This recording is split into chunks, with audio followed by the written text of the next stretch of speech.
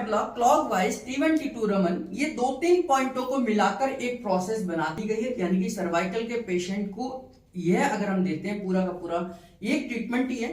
4 medulla हमारे cervical की nerve को स्टिमुलेट करता है।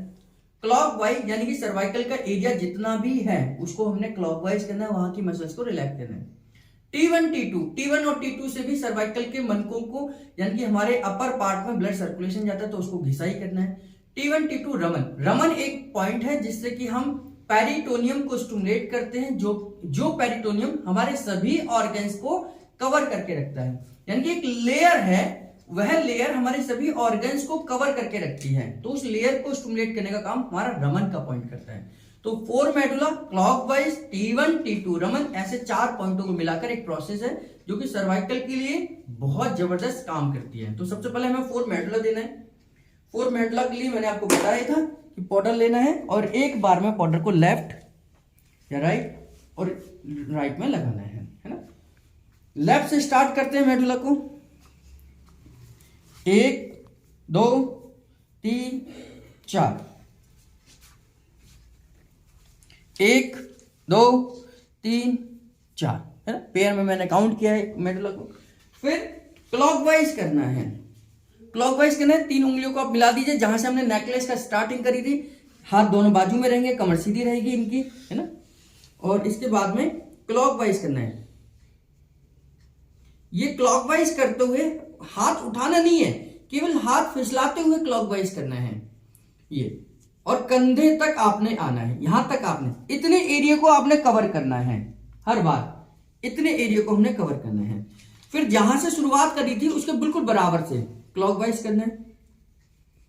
धीरे धीरे हमने पूरे एरिया को कवर करना है। हाथ का, दूसरे हाथ का सपोर्ट जरूर रखना है ताकि ये क्लॉकवाइज करते समय ये हिलते ना रहें, तो आपने हाथ को सपोर्ट देना है। फिर उसके बाद में क्लॉकवाइज करना है।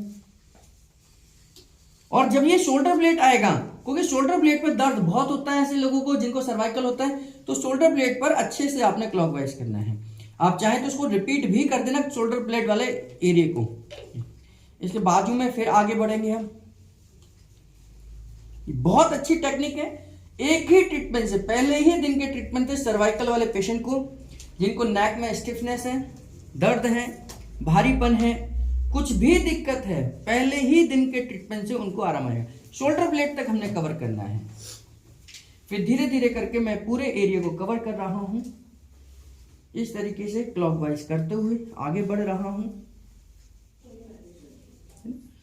धीरे धीरे क्लॉकवाइज करते हुए आगे बढ़ रहा हूं। धीरे धीरे क्लॉकवाइज करते हुए आगे बढ़ रहा हूं।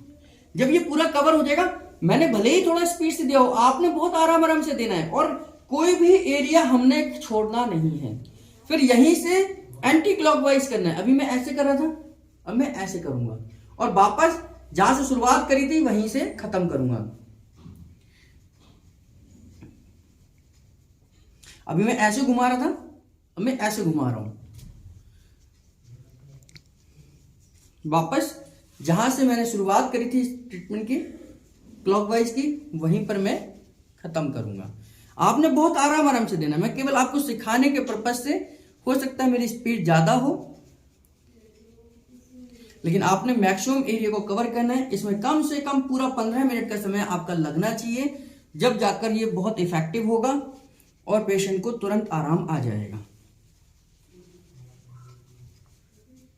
ठीक है। और हर बार वहीं से शुरुआत करनी है जहां से हमारा नेकलेस शुरू हुआ है, जहां से हमारी खोपड़ी है, क्रेनियल है।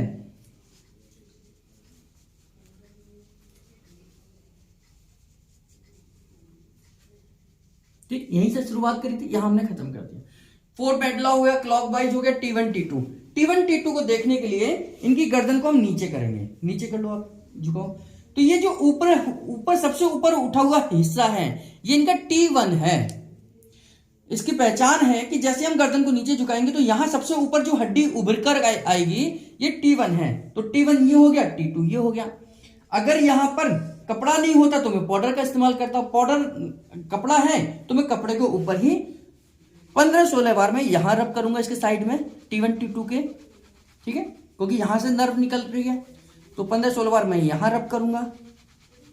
और 15-16 बार मैं यहां रब करूंगा, यानी कि उसके बाजू में करा है मैंने T1 T2 के। और उसके बाद सामने खड़े होके, सीधे खड़े होके इस मनके के ऊपर, दोनों के ऊपर 15-16 बार रबिंग करूंगा। ठीक है, T1 T2 पूरा हो गया। तो 4 मेडुला क्लॉकवाइज T1 T2 तक हमारी प्रोसेस होगी। अब रमन के ट्रीटमेंट के समय दोनों पैरों को आगे इनको रखना है, कमर सीधी रखनी है। ठीक है, और मैक्सिमम आप जितना पीछे जा सकते हैं, पीछे से मांसपेशियों को खींचना है, पीछे से मांसपेशियों को खींचना है और यहां खींचकर होल्ड करना है। लंबी गहरी श्वास लीजिए और श्वास को होल्ड करना है। मैं श्वास को और मांसपेशियों को होल्ड करूंगा। 1 2 3 4 5 6 और फिर धीरे से मांसपेशियों को छोड़ूंगा, ये श्वास को छोड़ेंगे। ठीक है, लंबी गहरी श्वास लीजिए, लंबी गहरी श्वास लीजिए। मैं मसल्स को ऊपर खींच रहा हूं और होल्ड करिए। 1 2 3 4 5 6, फिर रिलैक्स कर दीजिए, श्वास को छोड़ दीजिए। फिर लंबी गहरी श्वास लीजिए, होल्ड करिए श्वास को। 1 2 3 4 5 6 और रिलैक्स कर दीजिए। ये रिलैक्स होने के बाद हल्का सा इनका रबिंग करेंगे। यहां पर ये चारों तरफ जहां जहां हमने प्रेशर दिया, ये रबिंग करने के बाद इनको मुखादोती करने के लिए बोलेंगे। नाक से लंबी गहरी श्वास लेंगे और मुंह से छोड़ेंगे। तो जितना भी एसिड बॉडी के अंदर बना होगा वो सारा का सारा बॉडी से बाहर आ जाएगा। और इसके बाद इनको बस जो हमने लास्ट में जो हम सिर हल्का में देते हैं वो करने के बाद इनकी पूरी बॉडी, पूरा ये हिस्सा रिलैक्स हो जाएगा। इस पूरी प्रोसेस को हम बोलते हैं 4 medulla clockwise T1 T2 Raman. ठीक, तो इस क्रिया के बाद में इनकी पूरा अपर पार्ट, अपर नेक रिलैक्स हो जाएगी।